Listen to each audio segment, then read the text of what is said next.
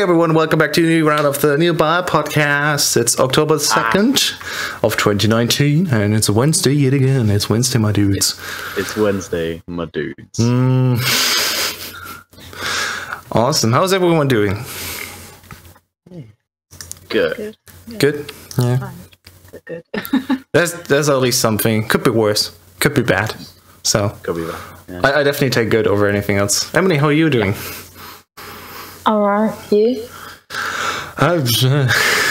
Like I don't want to brag, but I'm already having the weekend tomorrow because I have a bank holiday and I took a bridge day off at work, so I have 2 days off and then the weekend. Yes, and it's perfect for what's actually coming because I'm gonna invest a lot of time into Destiny 2 again because Shadowkeep just released, and if y'all don't mind, I would start with that topic.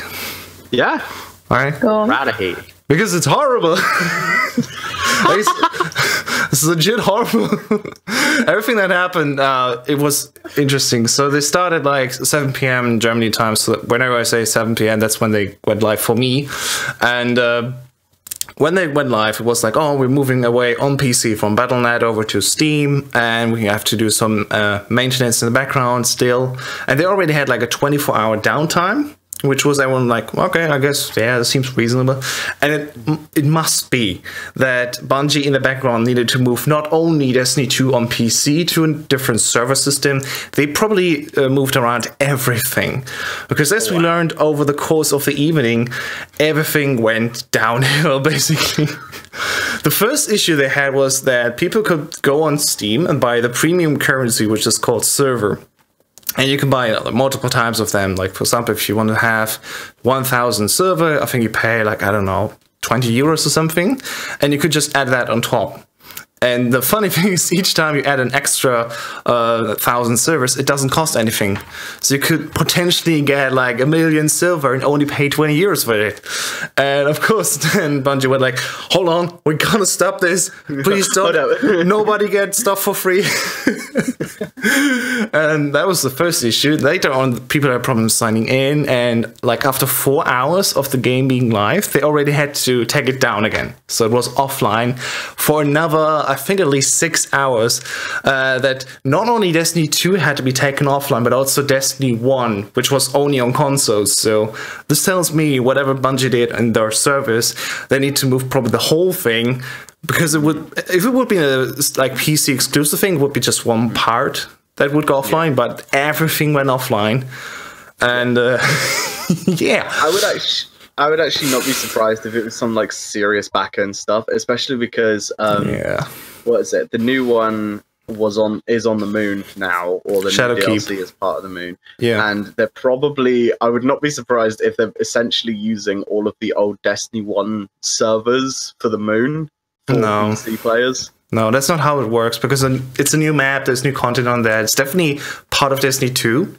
It's not exactly the one from Destiny 1, but I'm thinking because the way how Bungie is organizing networks and servers and confirmations of data from the end user, you know, to the cloud and everything, it's very complex and they can't separate it. And whatever was happening there was happening everywhere, so that's why everything had to go down. But yeah, I mean, I was able to play like 2-ish hours. The first hour actually was quite enjoyable. The first mission, very interesting. You go back to the moon. There's a new type of enemy there, which is now fueled by nightmare. And I mean, you know, nightmares are the best fuel. And they bring back a few old faces that we have seen throughout Destiny 1 and Destiny 2. And it's very exciting when you see an old raid boss, which you needed 6 people to kill with. And all of a sudden stands in front of you again in a single player mission. It's like, oh no. What am I going to do? And there's leading on to more things, like with the darkness. There's some things that was like basically mentioned or shown on trailers and in cutscenes since the release of Destiny 2, like 2 years ago. And so we're finally getting closer to solve that old mystery, which was teased all along. So it's really cool. I wish I would have had more time. Today I was at work, of course, so that's how it is. And yeah. I'll bring actual impressions of Destiny to Shadowkeep to the next time in 2 weeks when I actually had time to play the game. and was not kicked from the servers. And as it seems like this evening, one day after the release, there's still some problems happening. So it's definitely interesting. Yeah. Oh, that's crazy. Yeah. Yeah, because there's always like a little bit of troubles when people are doing stuff, especially with this kind of like transfer. It's crazy. It's a bit annoying that they weren't able to do something beforehand, or just kind of like do it in increments or something. Especially with how big of a game it is, yeah, and how wide their reach is. Yeah, it's the different consoles is yeah, and it just got bigger actually because it's now free to play. Yeah. Yeah. Like the whole year one content, so the base release and the first 2 DLCs are for free available now. You don't need to pay anything, and it's already a lot of content. And if you want to join in the latest expansion, you don't need to play through everything. You just need to purchase the license for 40 euros in my country. And then you also get the battle pass for the first season on top of that, which you would usually spend $10 for. Yeah. I'm hesitant to get it, mainly because of my distrust with how the Destiny series as a whole has gone. But my biggest kind of like draw to get it is the fact that they're no longer with Activision. That's my kind of like, that could be a redeeming feature, but do I trust it yet? And it's like, I don't think so. If they did a Destiny 3 where I could start again from scratch and then actually like have a decent thing to play through, then maybe. But I can't bring myself to go back into a game and I have to spend like 200 hours to get up to the content level that everybody else is at. And it's just like, that's the cool thing now, because you don't need to, because with the release of the free-to-play version and everything, everyone was brought forward to level 750. There was like 2 kinds of levels. There was the basic level system from 1 through 50, and then was a power level, which was basically if you have this strength with all your weapons and armor together, then you can play this specific content. That was completely removed. You only have one type of level, that power level, and everyone starts at 750. And the new content actually starts also at 750, so you could start right away. You don't need to play anything before that anymore if you don't want to play it. Kind of a good thing. But to be honest, like if you're hesitant right now, you can probably just wait another 2 weeks, maybe a month. Because the current season will run for 90 days, so there's like 3 months. And the cool thing is, with every coming season, they have new activities, things that you can do, and the promises from Bungie actually, whenever you want to join in, you can just play. You don't need to level up just to be able to play that new content anymore. Everyone will be brought forward, I guess, because they acknowledged actually it should be easier to join in the game later in the cycle. And they know that, so it would be dumb to not do that. So apparently they actually know how to do it now, at least in some way. And if there will be a Destiny 3 next year, which we don't know yet, there has not been any talk about it from the future side, we'll see. But they have at least some good ideas that you go through now. And if these server things have been, resolved soon, hopefully, that's actually a very promising thing. My Steam just said, I finished downloading Destiny 2. I was like, okay. So, oh, man. Downloaded. Yeah, because I pre-installed it.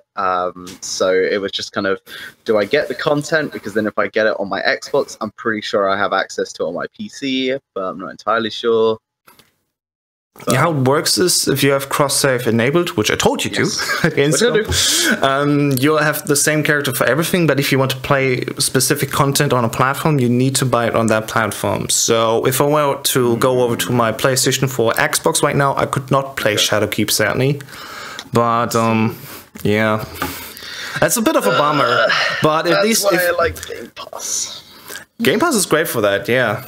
Just one license for any console or PC in that sense. It's great. I love it. Yeah. That makes me also a bit hesitant to get it, mainly just because if I wanted to say buy it on PC and then play on my Xbox with somebody else who's on Xbox, then I would have to do that. And it's like, And probably has also to do with cross-play that's not there yet. Yeah. Cross-save is just take the one character that you have and progress it somewhere else and bring back wherever you want. And there's at least one small bit of news on the site now. today, actually, Sony allowed any developer to enable crossplay if they picked, like if they chose so, and that's actually great. Thank the Lord. Yeah, it's about time. They've finally gotten here. Yeah. As it says, the crossplay beta has been is over now, and everyone's free to actually enable it in the games. Because Call of Duty Modern Warfare, the one that's coming at the end of October, I think, that had it in the beta already and stuff like that. And there were a few games that had it before as well. And yeah, they got finally more open with that, and it seems to be like, especially cool games like Rocket League, which have that enabled for years with other platforms, they finally can come over to that, and it's so good, actually. Yeah, I remember when both Rocket League and Fortnite accidentally turned their crossplay on and went, "Oh, whoops, my bad. Let me just flick that switch." Yeah, yeah. Just prove, because it came just after a statement that Sony just said, "Oh no, crossplay is not possible. It's too complicated. There's too much code that has to go on. The servers can't handle it." And then both Fortnite and Rocket League just go, "Oops, my bad. It's on." Definitely. We've enabled it. So yeah. What are you talking about? But yeah, it's good, and especially because Microsoft is hosting the servers for most of the crossplay stuff now, because they run their own Microsoft / Xbox server platform. They also do PlayStation Network now. They cover all of that because that's who PlayStation signed a deal with. And I think Nintendo are kind of like in the works with it. But they definitely were more open to collaboration, as we've seen, at least with Minecraft, where they said, "Oh, you can have, I think, Nintendo skins on the Xbox and the Master Chief skin on the Nintendo, I think." Yeah, so we're much more open to that. Yeah, because I remember seeing a mock-up of Forza being played on a Switch, and I was like, "That's pretty cool," because it was a combination between like xCloud as well as Nintendo Switch. And I was like, "That is a decent feature." Yeah, that's hopefully the future, that we can play, not have to, but at least, have the option to. But let's talk about something else, continue on, away from all the multiplayer stuff to simple single-player games. And Emily and I played something that was very great, actually, since the last podcast happened. And Emily, why don't you want to start us on what you played? So I played Cardpocalypse, which was quite a good game. Yeah. And I've also just been playing Forza Horizon today. Oh. As I fancied a bit of just driving around in my little Clear 500. Yeah. Have you tried the Lego DLC yet? Because that's been supposedly quite good. I'm afraid your internet is not that stable right now. Not much is coming through, sadly. Because I haven't. Unfortunately. Okay, yeah. What can we do? Emily sadly has to share her internet with multiple people, so. Yeah. And they're all home right now and probably using it as well. Yeah, it's always a tough thing. So, yeah. I think I can hear you better now, so maybe just try again with Forza that you played. Yeah, I played Forza Horizon and the Lego DLC, which I haven't got yet. But I do intend to maybe invest in it in the future. But at the moment I have a dozen other games to play and complete, so including Cardpocalypse, which I really enjoyed at the weekend.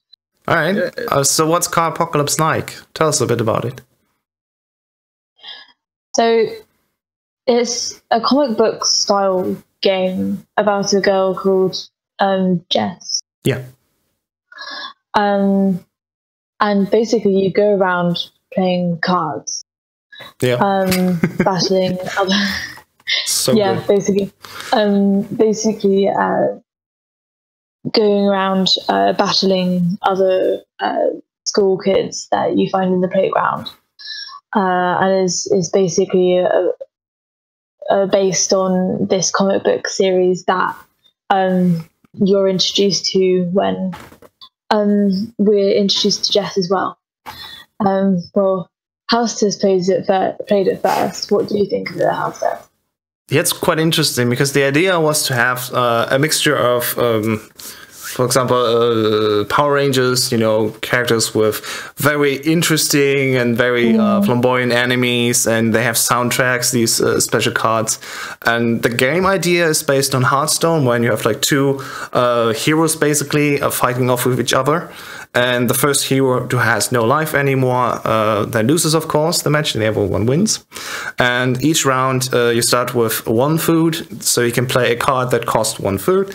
And if you progress each round, you can play 1 more food value, basically. So on round 7, you have 7 points of food that you can spend on either play a card with 3 and 4 or 1 with 7. And that strategy makes it both easy to digest and build up. And actually, it's very nice because it's so simple and limited. You only have 20 cards in your deck. Rounds are done rather easily, like within 7 minutes or so. So matches don't last that long. And it's a single player game. And the cool thing about this, since you're playing as a 10-year-olds, these are kids. They just take the cards and do whatever they want with it. So they start also to put stickers on these cards. And for example, lower the cost of a card or make it stronger, give it more health or more attack points. And it gets very fast, very imbalanced towards your advantage, of course. So from the gameplay part alone, that's just very interesting. And the story part actually is there's the TV series inside of this game that's called Mega Mutant Power Pets, on which the card game also is based on. Everyone's a fan of it, and there's like a mystery behind it. I've only played 2 days of it so far. There's like a whole school week going through it, and all of a sudden there's like a lightning striking the school, and there's like purple goo all around all of a sudden, and then the next day a kid is actually missing. What happened? Is the TV series all of a sudden leaking into the real world? Nobody knows. And it's very much also played from the point of view from that child, Jess. Yeah. And maybe it's a little bit more imaginative than it really is. But definitely, it's fun to play through. And it costs like, I think, 25 euros right now. You can play it on the Epic Game Store or Apple Arcade. So if you have an Apple device, just pay 5 euros a month and you can play it. And from what I heard, especially with Apple Arcade, many people enjoyed that because there's actually good games on there that you can play on mobile, your tablet, and of course a MacBook. So that's good. Interesting. And would you recommend other people playing Cardpocalypse? Yes. Yes. Okay, but why? What did you like about it? Like, did you playing the game, or was the story good for you? I enjoyed getting to know all the different characters and seeing life from a 10-year-old's point of view, basically. Which is quite interesting. Definitely. Especially because like playing tricks on each other. There's a school bully. Sorry? Oh, I think Am's gone. Hold on. Completely frozen. Yeah, you're moving now. Hi. She's back. But yeah, you're playing tricks on each other. They find out about the mystery. They make up stories. They think, oh, is this maybe werewolf kids or vampires here and there? And it's so innocent and it's really charming. And especially for a single player game that you just play through and just have fun. It's really great. You actually managed to get the game banned on the first day because the headmaster sees you playing the game. She doesn't like it and bans the card game. And they still continue playing it, of course. Like a ban won't stop anyone. So you can't just make it stop. Nah. Otherwise the entire game stops. Yeah. I mean, that's what we did at school as well. Yeah. So like, oh, don't bring these cards, they're getting stolen. We're like, well, if you don't see it, you don't know. Yeah. Oh dear. Right. Cool. So what did you enjoy the week? Was there anything good? Movie, series, a game? Let's see. So I played a bit of Ghost Recon Wildlands. Oh. Like the old beta was happening, right? Yeah, not happy with it. Not happy at all because I I was playing it. I was really enjoying it. I was like, they've got some new stuff. This is really cool. They've upgraded the system. So instead of just you unlock the weapons as you progress through the game, and every kind of weapon has the same ability or something like that, you unlock different weapons that have different kind of like power ratings, and then your overall power rating is determined by the gear that you wear. And then you can either choose to have all the gear, like the mismatched gear, or you can decide, I want my character to look like this, and then it's only stay like this regardless of what I switch in and out. And I was like, that's pretty cool. I'm enjoying this feature. And then things got kind of weird. So there's a bit right at the beginning, which I'm pretty sure this is not really a spoiler, but you're hoping. I'm hoping. I just go for it, I guess. Yeah, right near the beginning of the game, all of your helicopters come in because the island has gone dark, and then all the helicopters got shut down. So you're going after each helicopter, trying to find stuff, and you get resources. I accidentally went after helicopter number 4 before I went after helicopter number 3. By accident, didn't know that was a thing. How did that happen? Anyway, I picked up a sniper rifle, and I was like, excellent. Sniper rifle, I've been wanting to take out enemies from a far distance. Get to helicopter number 3. Helicopter number 3 is a cutscene where it shows, I can't remember what the guy's name from, what's it, Punisher and Walking Dead is. Can't remember what his name is. But he's the main actor who is a big name behind this game, and it's really good, and he's a great actor. I personally think he's fantastic. John Bounce. That's it. And with this sniper, with this cutscene, he kills a bunch of people, and it's like, confirming he's the bad guy, and it's like, yeah, we already knew that, but okay. And then it has a bunch of enemies that has like skulls above them, and the game is like, these skulled enemies are super, super difficult. They're gonna kill you in one shot if you get targeted. And I was like, okay, let's see what happens, because I was bored. So I activated my ability, which I chose to be a sniper ability, which gets armor penetrating bullets. And I took out every single one of them with headshots without them noticing. Excellent. And then I was like, okay, that must have been because I was on an easy difficulty. I ramped the difficulty up to max, and when I got into the kind of open world where they allow you to do whatever you want for a bit, I got spotted by one of their drones that flies around and spots you, sends after those high-level enemies. Yeah, they're not difficult at all. It's extremely easy. So I'm not happy because it doesn't make me feel like I'm being hunted. It just makes me feel like I can just tear up anything I want. It may be because of the beta, but that seems a little misleading if they're trying to entice you with this. It's, like, I love you, Ubisoft, but damn, that's no. Okay. Oh. I haven't seen any content about it yet, but wow. I've got like 2 hours recorded. So I'll do something with it. Complain about it. I will do something with it. I'm sadly not going to. I didn't record the bit where I shot all the dudes by the helicopter, but I'm going to try going in and creating a new character, and maybe I can do the same thing. If it has changed, I will be very happy. But I have 2 hours worth of content. It's really, really easy, and it's no. I'm sad. Because it was I was having so much fun, and then my housemate Dave comes in and he goes, how's it play? And I'm just like, it's like this and this and this, and he goes, wow, that seems really easy. And I'm like, yeah, I have an easier difficulty, I'll ramp it up a little bit. And I ramped it up to the max, and he was like, do that thing again. So I did it. It was like, that doesn't seem like anything changed. And I was like, yeah, this is you've ruined everything. Oh no. Oh no! But yeah, I will definitely have another look at it before I give it like a proper kind of first impressions look at it. But I have 2 hours worth of content which I'm going to splice into mini clips of just me absolutely destroying and wrecking house and just going, I wanted to like this so much, and I did like it right until I realized it was too easy. Entirely, because there's a bit where I actually recorded me upping the difficulty. Nothing changes, not even nothing. Even if you restarted the mission or something? But it wasn't a mission, it was just the open world. Oh, okay. Like, I thought the open world would get slightly harder in terms of the enemies being harder to defeat, having to run away and making life a lot difficult, but It was, yeah, it was weird. I'm gonna try again just before I do it, just to 100% confirm like this is the right, this is what happened, and it wasn't just a glitch in the system. Yep.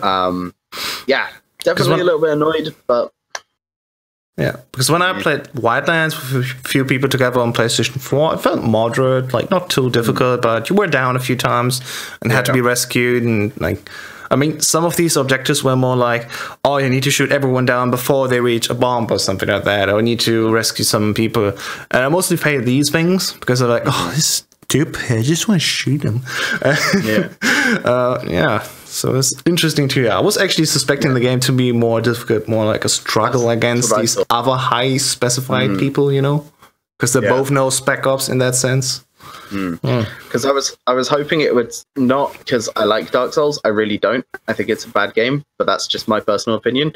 I actually think that if it had turned into more of a Dark Souls-esque type game where it's extremely difficult, you have patrols that you really have to like watch out for and everything. You have to sneak around things.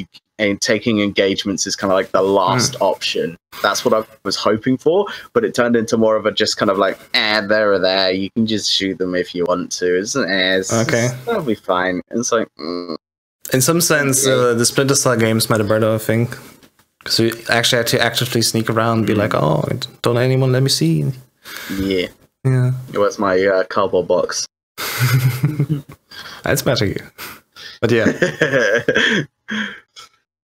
But that's that and World of Warcraft Classic. Those are the only things I've played recently. And Stardew Valley. Yeah. And Stardew Valley on the Switch. You've also been playing some Link's Awakening. Yes, Link's Awakening. I did play Link's Awakening. I really enjoyed it. How did you like really that? Fun. Really, really good. I thought it was fantastic. I liked Especially as it's just a remake of the old game. Yes, because I've never played the old game. I never played the original. No, not old enough for that one. Yeah, not old enough. I was like, what was it? I worked out I was something like 3 when it came out or something. Not even. But yeah, I really enjoyed it, and I liked the dungeon maker. I thought that was pretty cool, especially because I was able to. I was able to create an entire map that took me 12 minutes to finish just because I was trying to get every single chest. And I ended up gaining like 100 rupees from it. And I was like, yay, money. But yeah, I thought it was kind of fun. And I like the kind of art style. It really, it's kind of that cross between like a chibi and an anime type thing, but it also feels like a Zelda game. Because I had like, it had the weight of Breath of the Wild, but in kind of like a really small, compact area. So I felt like I was exploring an area for I was exploring somewhere that I'd never explored before, and it had all the classic like Zelda stuff that I'd been told was good but never actually experienced because I'd only ever played the first one on an emulator and the Breath of the Wild, and those are my only 2 Zelda games that I've played. So I've only played Phantom of the Hourglass, which I kind of want to play on your DS. But yeah, I really enjoyed it. I haven't finished it because it's actually on Your Progress, and I was thinking of buying it and then going through it again. But yeah, I've really been enjoying it, and I like the different enemy types and stuff, and having to work out like, this enemy you can do this to, and the Shy Guys had me confused for the longest time. What are they doing? Why are they moving away from me? It was so odd. And then when I read up about it, because I got frustrated, it's like, finally I'll read something about it. That's how you do it. I have to admit, I actually use a guide sometimes when I really felt like I can't do it on my own, because I wanted to push through the game within 3 days to make the review happen. Sure. And I still liked it because I already played through it, so I knew how to play it overall. And it was just a new fancy thing. The frame rate thing that was a little bit annoying, where it was partially stuttery when walking between zones and stuff like that. But it wasn't bad. So many people complained about it. I was like, it's not good that it's there in a 60-year-old title game where I think it should be ironed out. But all right. Sure. Yeah. The most thing that annoyed me was just that it was a 1-to-1 port basically from the Game Boy Color version. It had the color dungeon in it, which is cool. It helps you a lot, especially if you have the red robe to give double damage, or have the blue robe to only attack in half the damage. But the Dungeon Master thing, I thought was like, yeah, I don't know. I played the 4 challenges that he gave me to get the secret seashell, to get the better sword, and after that I was like, I'm done with it. Yes. Okay. Because I think, what was it? As soon as I found out you could use amiibos to do that, I grabbed my kind of like the amiibo cards and I was like, give me more. I only had one, sadly, but yeah, did the same. But yeah, I think from just being able to experience it as somebody who's not played it before, and like a whole new generation being exposed to Legend of Zelda, it's definitely I would honestly give somebody Link's Awakening first, and then be like, play this, get into Legend of Zelda, enjoy it, have fun, and then here's Breath of the Wild, because I definitely think it's the context of it and breadth to and I definitely think it because it allows you to like ease into the world and be like, yeah, this is a thing, these are things that you do. Whereas Breath of the Wild, I enjoyed it immensely, but I felt there was too much to do, and the kind of like it got to a point where it dropped off quite heavily with kind of like, oh, you can do all this bit, this bit, this bit, this bit, and then it's like, yeah, now here's the massive cliff, try and figure out how to go to the next point from here.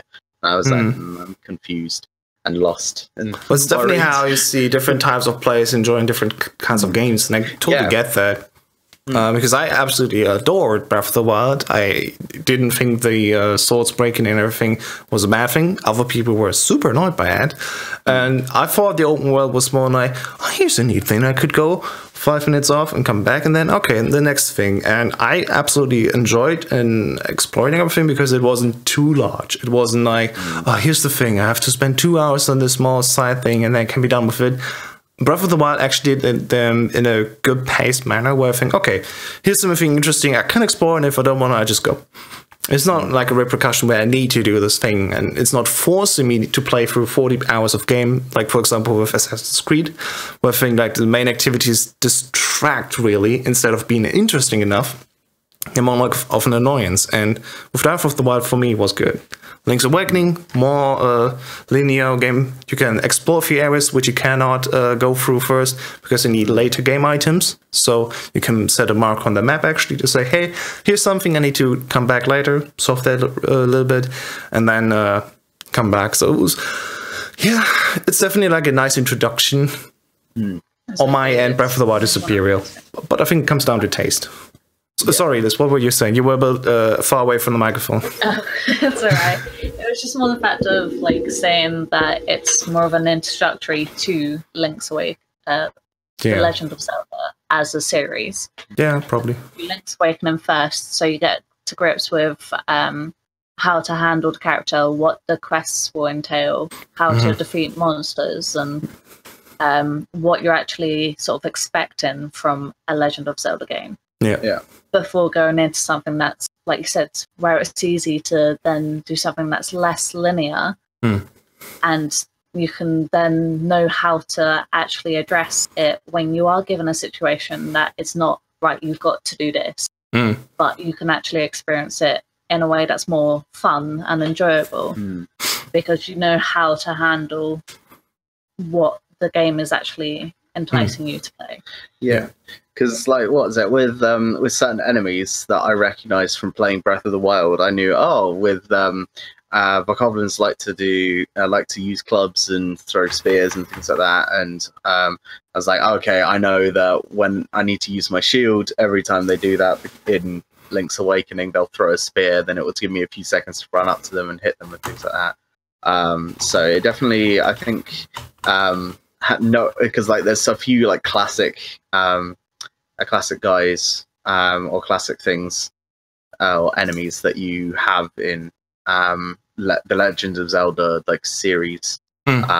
So knowing how to defeat a few of them or how some of them like work on a core aspect allows you to just experience it or understand it a bit better throughout all the other games, because some of them I've never seen before, like those turtle shells. They are that it took me the longest time to realize that the only way to defeat them is just to bump them off the edge. It took me like forever. Yeah.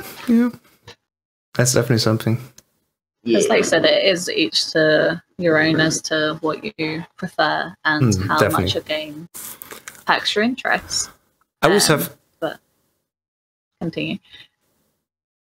Yeah, I always have the issue when they bring back old games to the new console that they always ask full price for that. And I'm thinking, come on. I know you did a lot of rework on it, especially with Link's Awakening, completely new art style, orchestral music now and everything. It's awesome. They did improvements to the controls.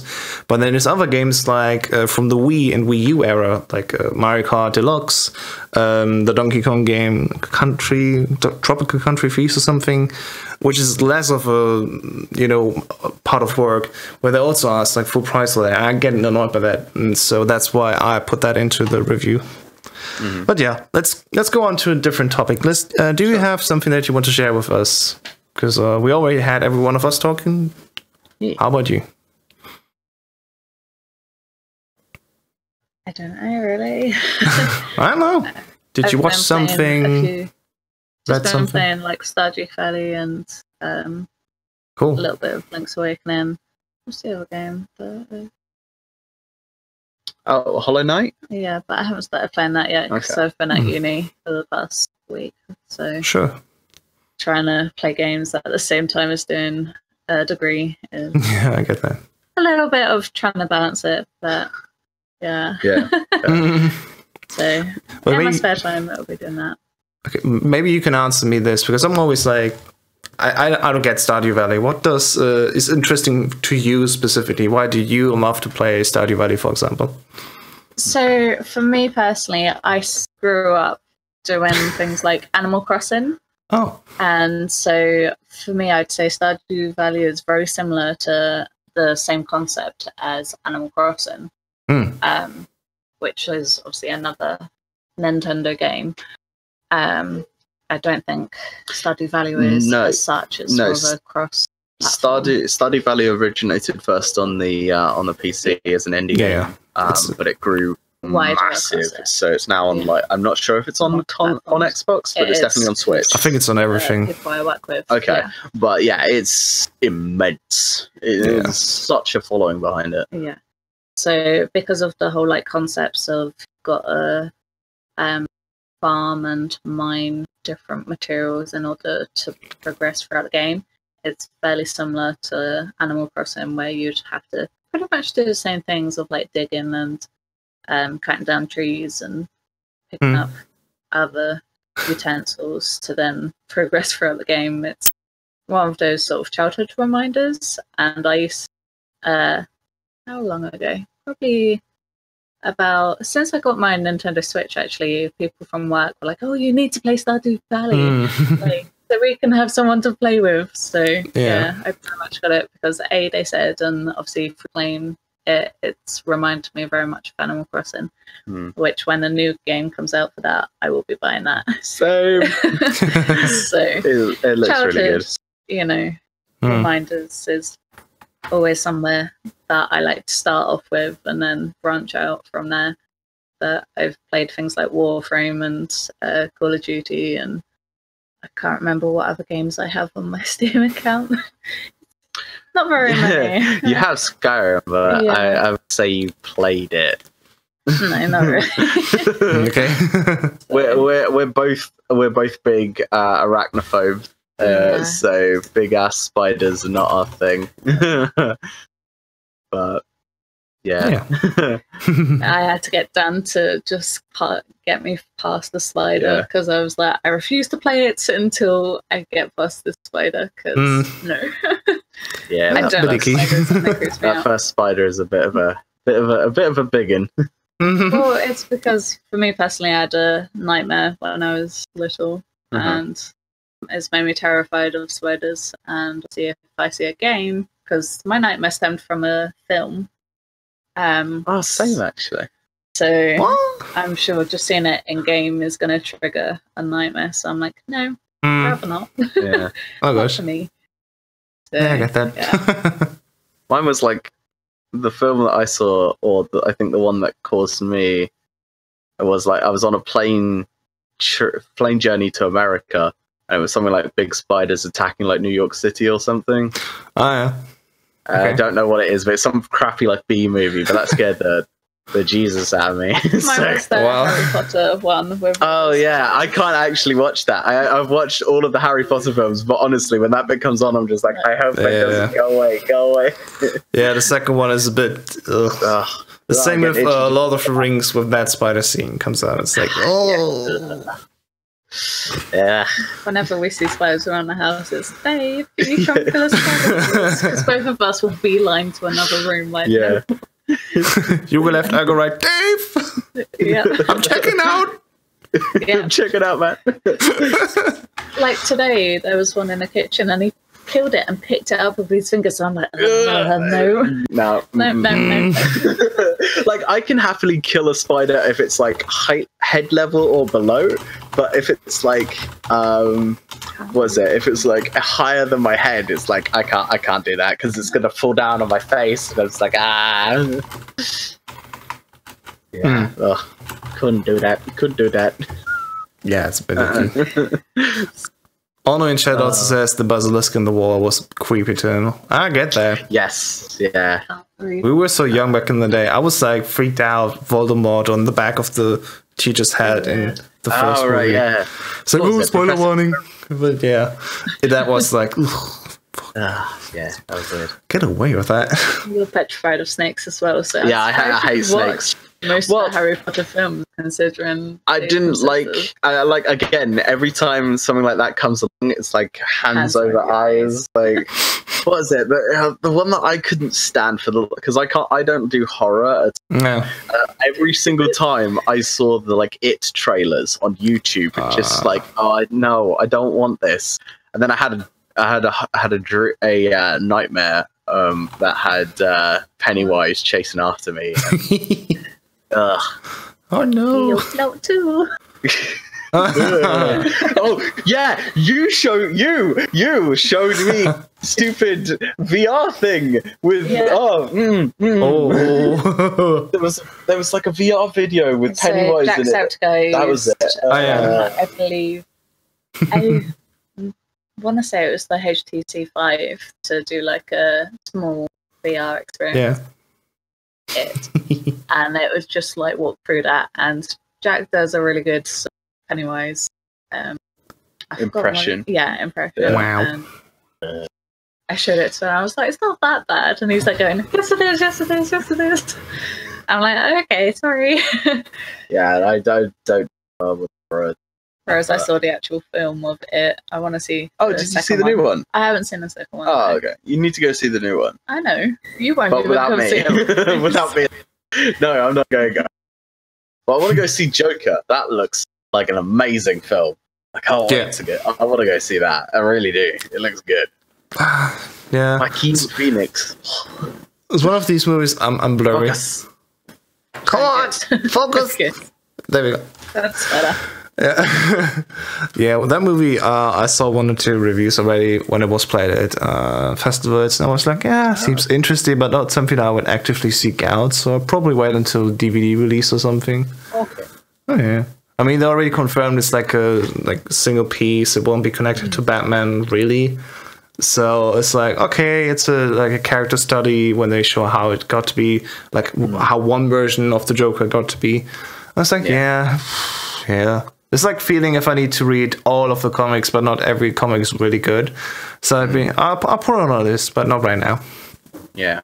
I think a lot of people have said it's kind of like The Killing Joke, which again it's a Batman and Joker but it's not just like a standalone like one shot type thing. And yeah, I'm interested to see it just because I like the idea. Like the Joker character is really interesting and creepy and like evil in a sense. Like the way that Heath Ledger did it was absolutely that was insanity personified with a hint of genius, and it just worked so well. And I'm hoping, because I as much as it probably maybe he did it badly, or the portrayal, or the script, or something, but Jared Leto's Joker was just awful. Like, it's the worst one. Like, I like Jared Leto. I think he's an interesting guy, but yikes, it was bad. It was. I mean, the whole thing was terrible. It was just so bad. Like, even like the worst part is if no disrespect to Heath Ledger at all, but if he had not killed himself, and if he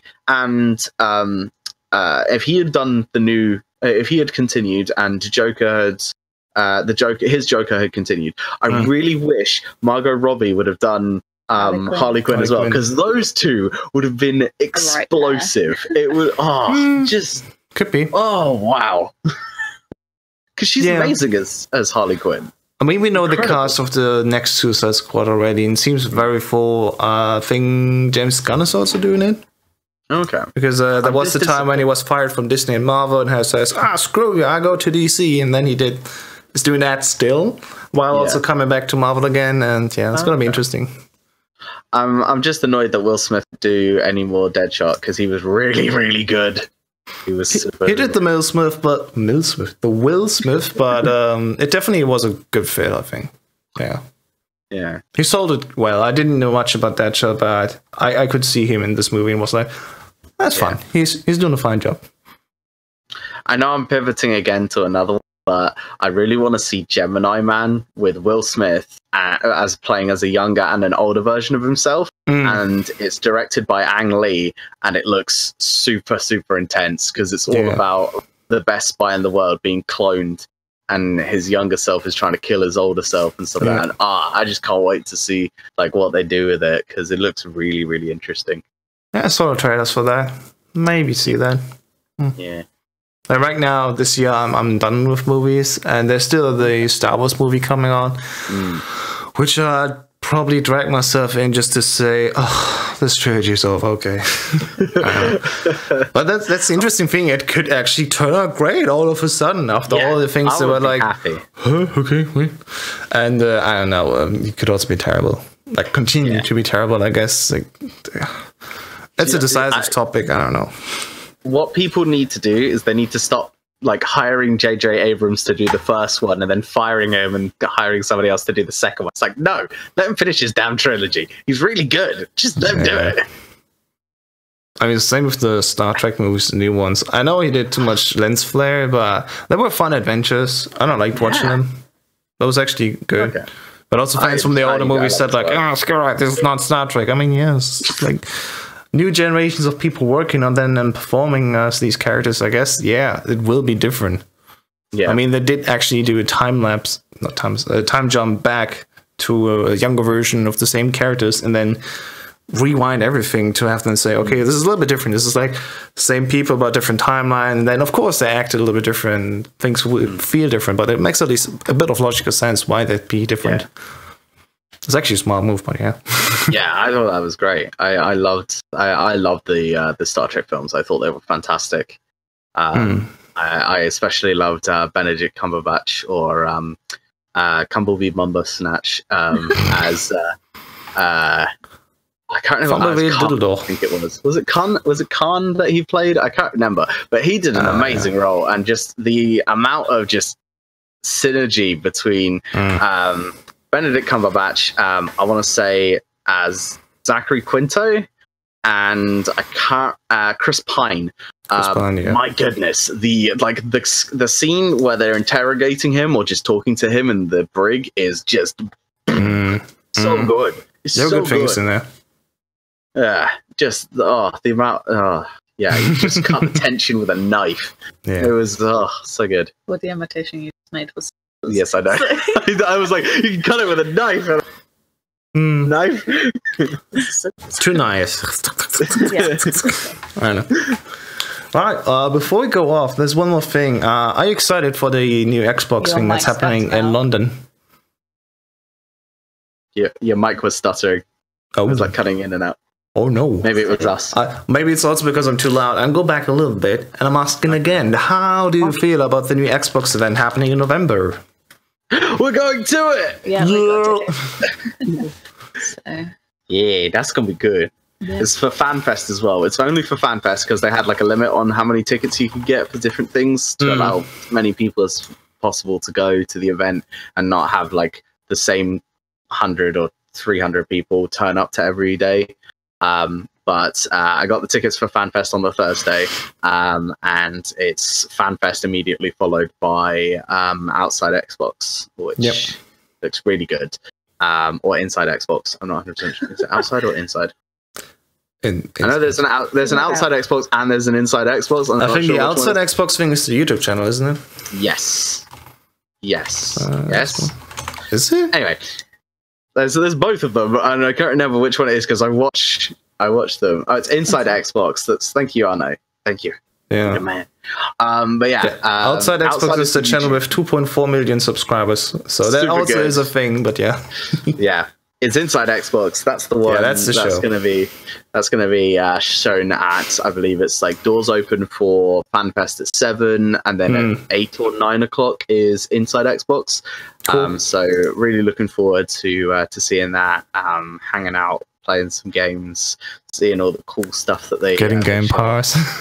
Yeah, I would be happy if they did that again, but I'm not holding out for it. I'm mainly just looking to have a good time. Yeah, it's definitely going to be good. So I can take my camera. Yeah, Some footage. Yeah, definitely. Yeah. We'll like record ourselves and stuff. Oh, what was it? Did we go with Arno last year? Yep. No, not year. Was it last year? Or was it the year before? It was last year. It was not this year. It was last year. Yeah, but 2 years. Games Con again. Yeah. I got. Hey, nice. Yeah, we all did that last year. Yeah. But yeah, last year when we all went together, I got destroyed. Like, oh. Yeah, I got the DJ to play the Halo 3 soundtrack, and everyone exploded. It's like, yes. I mean, that was us three were like the only people that were like, yeah, and it's ooh, and everyone else was like, oh, that's Halo. Okay, cool. And then you turn around and it's like, oh. But the DJ was fully on board with that. I love that. Oh yeah, that was great. It was very appropriate to play that once. Oh, it was so good. Yeah, the terrible thing is that they didn't have any food catering, and we didn't have anything to eat before that. So I definitely got very drunk on accident because it went for so long. It's just, oh, here's a nice wine. And then over the course of the evening, you have like, I don't know, 4 glasses of wine. It's just enough on an empty stomach to make you like really terrible drunk. So lesson is, whatever people do, definitely eat beforehand.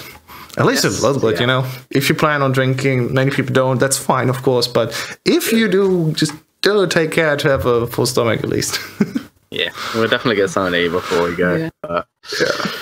Yeah, looking forward to doing that. We'll definitely do some coverage for it. That should be good. I'm not sure if there's any games that are coming out that I really want to get. I mean, are you going as well? Yeah, I'm not sure. I think I am. Oh. I have to get confirmation of the ticket. Okay. Well, good luck. I'll be in touch. Yeah, well, let us know. Isn't it also like in partnership with the Xbox store they have at Oxford Circus? I think so. There's something on the website here that says, celebrate at the new Microsoft store in Oxford Circus. I think, it's not definitely linked to it, but there's also a thing that's there. And Emily saw that actually. It was like 2 months ago, I think. Okay. It's been a while.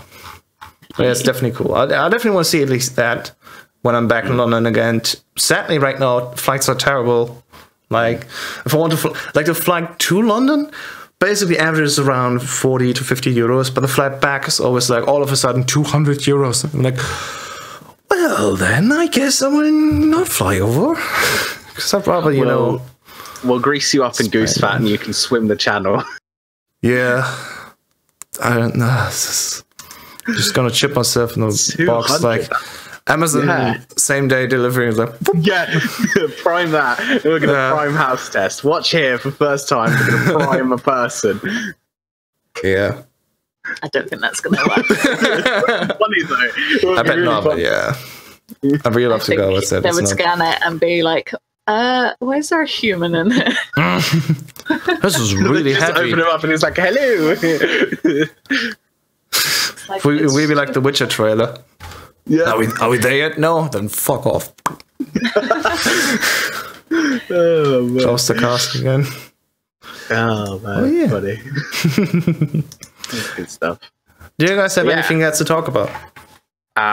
Only the fact that I have there's something inside me that has a desire to buy Call of Duty Modern Warfare, but then everything else, everything that I've watched, everything that I've seen, everything that I've read, is screaming at me, don't do it.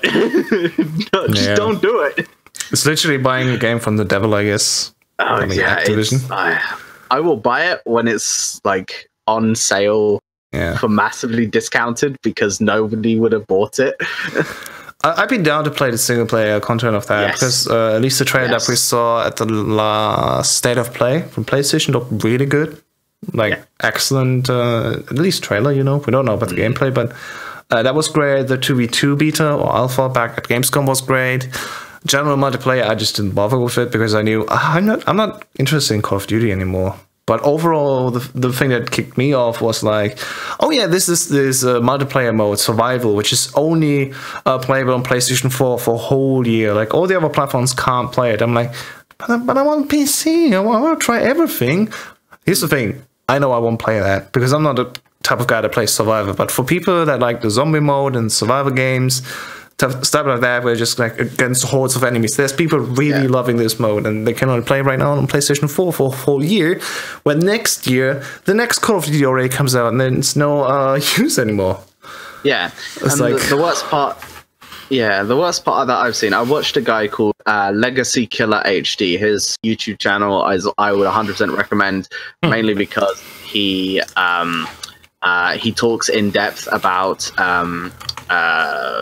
what's it called? Cyberpunk 2077 information, anything to do with like leaks, big news coverage, all the hate and backlash that it got a while ago, all of that. He also does EA and he does Activision. He covers a lot of big things. So he did Anthem for a while, and he also has recently covered Call of Duty, Modern Warfare, and all of the stuff to do with that.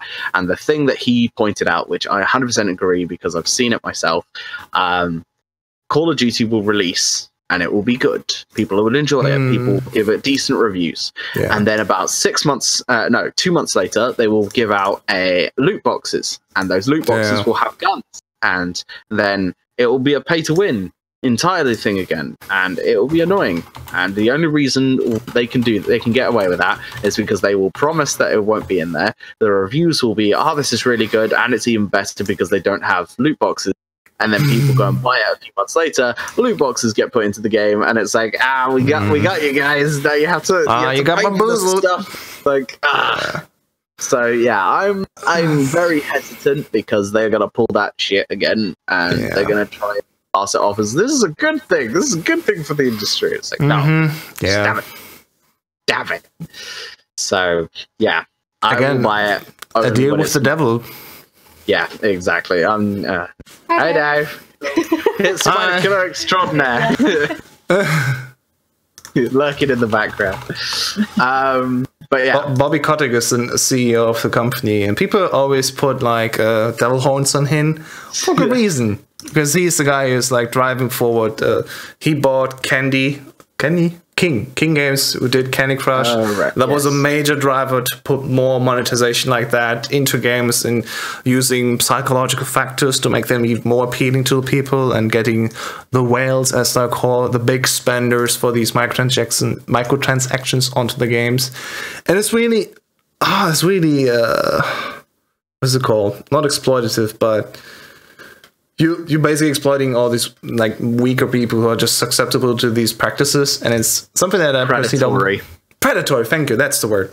It's something that I just really don't want to support in this one. Like, I think that's it's a very despicable and unethical model to go on, and I think the worst part is the fact that to try and convince everybody in the world that loot boxes are fine and everything is hunky dory, they even lied to the UK government, and that is just kind of like, you can't lie to a government and get away with it because everybody saw it.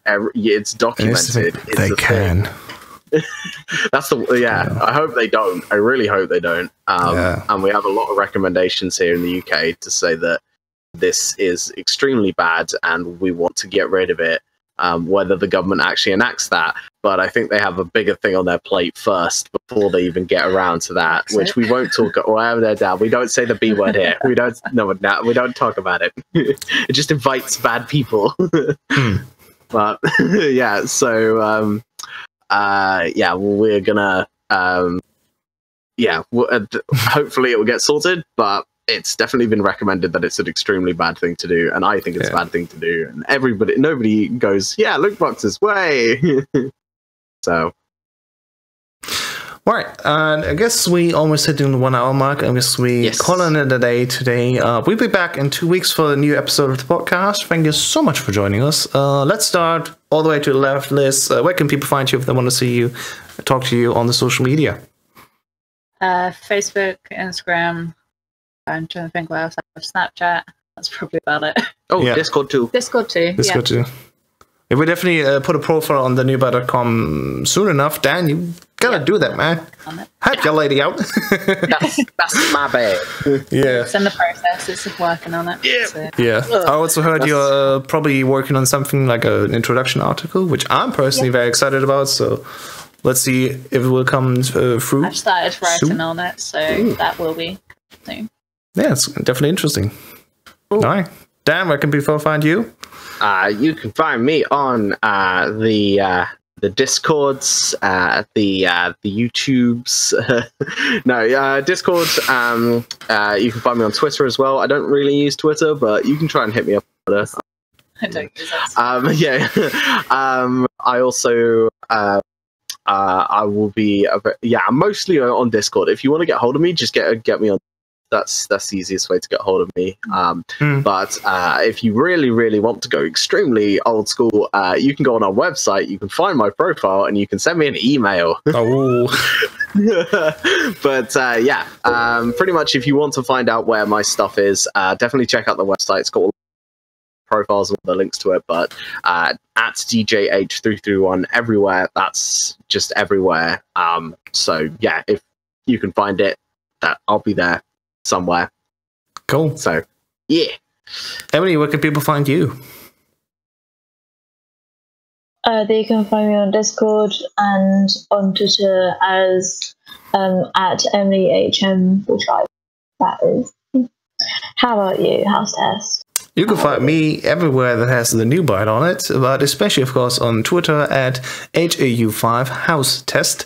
And just look up the YouTube channel, youtube.com/c/thenewbyte, or just the thenewbyte.com/YouTube. Both links direct you to the same channel, and we're doing massive successful videos right now. It's crazy. 2 weeks ago, we had the Cardpocalypse 2-hour live stream go a little bit viral, at least. You know, our channel is growing. We're coming closer to the 200 subscribers. That video is now at almost 750 views. That's great for a channel our size. It's even greater. The unboxing of Destiny 2 Shadowkeep's Collector's Edition last week actually is at 5,000 views right now. That's crazy. Thank you so much, everyone, for tuning in for that. If you have not seen it yet, you can see it on the YouTube channel, of course. And we're gonna keep on putting up probably content about Destiny 2 because it's what's currently invading my life right now, and there's definitely lots of things to talk about it. So there's that coming. There's other games coming as well. Stuff from Dan talking about Ghost Recon, hopefully. Yeah. Liz, you make sure that he does that video. The Crucible cause, Guardian. Yes, indeed. You got to go, Guardian. Indeed. Make both content, Guardian. Yes. And much more. Of course, we're also on the website, thenewbyte.com, if you want to see some other news other than just what we do on the YouTube channel. We also do something there every now and then. And of course, on our lovely Twitter and Facebook and Instagram, that's mainly hosted right now by Emily, and soon a little bit also with the help of Liz. So, yeah, join all these things. Click all the buttons, smash everything that you can find, but not my face, I'm beautiful. And face for the keyboard. And have a nice evening and talk to you soon. Bye-bye. Bye.